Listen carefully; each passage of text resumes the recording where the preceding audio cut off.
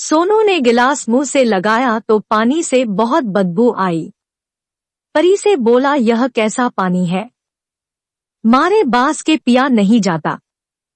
गला सूखा जा रहा है और तू सड़ा पानी पिलाए देती है। परी प्रतिदिन शाम पानी को भर लिया करती थी।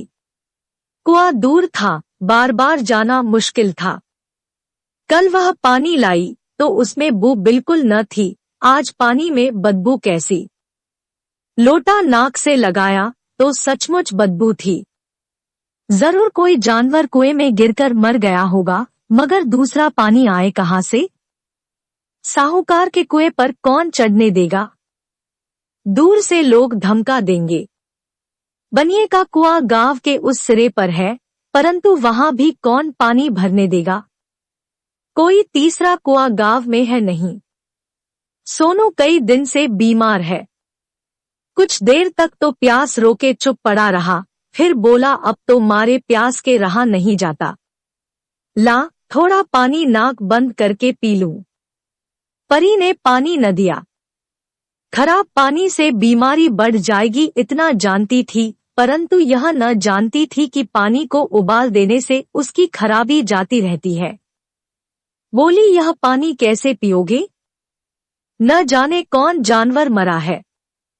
कुएं से मैं दूसरा पानी लाए देती हूँ। सोनू ने आश्चर्य से उसकी ओर देखा। पानी कहाँ से लाएगी? साहूकार और बनिए के दो कुएं तो हैं। क्या एक लोटा पानी न भरने देंगे? हाथ पांव तुड़वा आएगी और कुछ न होगा। बैठ चुपके से। ब्रह्म देवता आशीर्वाद देंगे, साहूकार लाठी मारेंगे। बनिए एक के 5 लेंगे। गरीबों का दर्द कौन समझता है? हम तो मर भी जाते हैं तो कोई द्वार पर झांकने नहीं आता, कंधा देना तो बड़ी बात है। ऐसे लोग कुएं से पानी भरने देंगे? इन शब्दों में कड़वा सत्य था।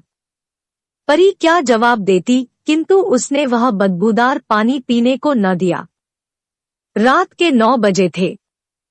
थके मांदे मजदूर तो सो चुके थे। साहूकार के दरवाजे पर 10-5 बेफिक्रे जमा थे। मैदानी बहादुरी का तो अब न जमाना रहा है, न मौका। कानूनी बहादुरी की बातें हो रही थी। कितनी होशियारी से साहूकार ने थानेदार को एक खास मुकदमे में रिश्वत दी और साफ निकल गए। कितनी अक्लमंदी से एक मार्के के मुकदमे की नकल ले आए। सभी कहते थे, नकल नहीं मिल सकती। कोई 50 मांगता, कोई 100। यहां बेपैसे कौड़ी नकल उड़ा दी। काम करने ढंग चाहिए।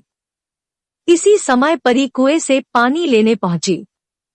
कुप्पी की धुंधली रोशनी कुएं पर आ रही थी। परी जगत की आड़ में बैठी मौके का इंतजार करने लगी। इस कुएं का पानी सारा गांव पीता है। किसी के लिए रोका नहीं, सिर्फ ये बदनसीब नहीं भर सकते। परी का विद्रोही दिल रिवाजी पाबंदियों और मजबूरियों पर चोटें करने लगा। हम क्यों नीच हैं और ये लोग क्यों ऊंच हैं? इसलिए कि ये लोग गले में तागा डाल लेते हैं। यहाँ तो जितने हैं एक से एक छंटे हैं। चोरी ये करें, जाल फरेब ये करें, झूठे मुकदमे ये करें। अभी इस साहूकार ने तो उस दिन बेचारे गडरिये की भेड़ चुरा ली थी और बाद में मार कर खा गया। इन्हीं पंडित के घर में तो 12 मास जुआ होता है। यही बनिए तो घी में तेल मिलाकर बेचते हैं। काम करा लेते हैं, मजूरी देते नानी मरती है। किस किस बात में हमसे ऊंचे हैं। हम गलीगली चिल्लाते नहीं कि हम ऊंचे हैं, हम ऊंचे। कभी गांव में आ जाती हूँ तो रसभरी आंख से देखने लगते हैं, जैसे सबकी छाती पर सांप लौटने लगता है। परंतु घमंड यह कि हम ऊंचे हैं। कुएं पर किसी के आने की आहट हुई। परी की छाती धक धक करने लगी। कहीं देख ले तो गजब हो जाए। एक लात भी तो नीचे न पड़े। उसने घड़ा और रस्सी उठा ली और झुककर चलती हुई एक वृक्ष के अंधेरे साये में जा खड़ी हुई। कब इन लोगों को दया आती है किसी पर? बेचारे रामू को इतना मारा कि महीनों लहू थूकता रहा। इसीलिए तो कि उसने बेगार न दी थी। इस पर ये लोग ऊंचे बनते हैं। कुएं पर स्त्रियां पानी भरने आई थी। इनमें बात हो रही थी।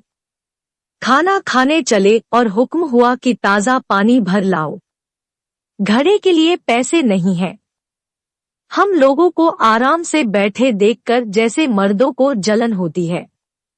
हाँ, यह तो न हुआ कि कलसियां उठाकर भर लाते। बस हुक्म चला दिया कि ताजा पानी लाओ, जैसे हम लौंडिया ही तो हैं। लौंडिया नहीं तो और क्या हो तुम? रोटी पड़ा नहीं पाती? 10-5 रुपए भी छीन झपट कर ले ही लेती हो। और लौंडिया कैसी होती? मत लजाओ दीदी। छिन भर आराम करने को जी तरस कर रह जाता है। इतना काम किसी दूसरे के घर कर देती तो इससे कहीं आराम से रहती। ऊपर से वह एहसान मानता। यहाँ काम करते करते मर जाओ, पर किसी का मुंह ही सीधा नहीं होता। दोनों पानी भरकर चली गई तो परी वृक्ष की छाया से निकली और कुएं की जगत के पास आई। बेफिक्रे चले गए थे। साहूकार भी दरवाजा बंद कर अंदर आंगन में सोने जा रहे थे। परी ने क्षणिक सुख की सांस ली। किसी तरह मैदान तो साफ हुआ। अमृत चुरा लाने के लिए जो राजकुमार किसी जमाने में गया था, वह भी शायद इतनी सावधानी के साथ और समझबूझकर न गया हो।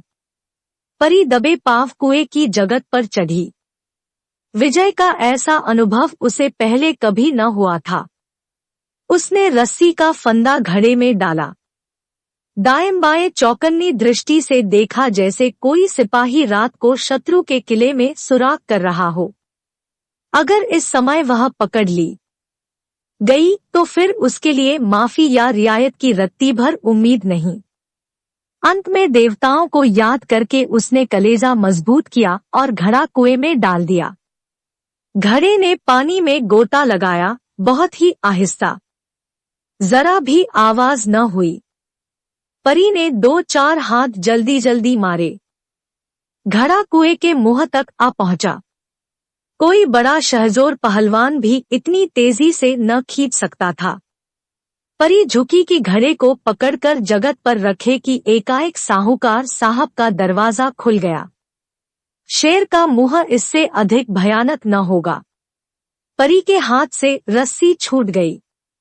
रस्सी के साथ घड़ा धड़ाम से पानी में गिरा और कई क्षण तक पानी में हिलकोरे की आवाजें सुनाई देती रही। साहूकार कौन है, कौन है? पुकारते हुए कुएं की तरफ आ रहे थे और परी जगत से कूदकर भागी जा रही थी। घर पहुंचकर देखा कि सोनू गिलास मुंह से लगाए वही मैला गंदा पानी पी रहा है।